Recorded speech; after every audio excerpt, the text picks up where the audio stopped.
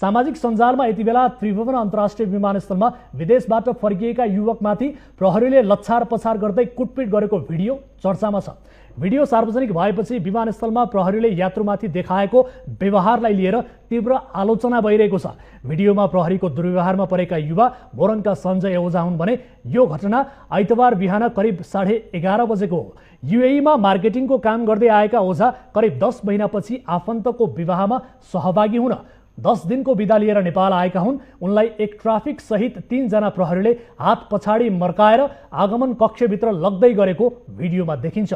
प्रहरी हवलदारले उनको अनुहार र खुट्टामा हिर्काउँदै गरेको पनि भिडियोमा देखिन्छ।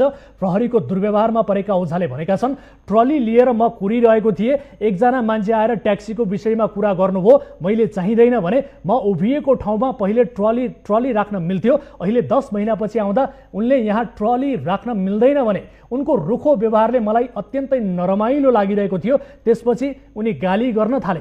विमानस्थलकै कर्मचारी बताउने व्यक्तिले अभद्र व्यवहार गर्न थालेपछि आफूले उनीसँग आइडी कार्ड मागेको र त्यही विषयलाई ठूलो बनाएर आफूमाथि अपराधीलाई झै व्यवहार गरिएको ओझाले विभिन्न सञ्चार माध्यममा समेत गुनासो गरेका छन्। एक यात्रुमाथि प्रहरीले यस प्रकारको दुर्व्यवहार किन गर्यो त?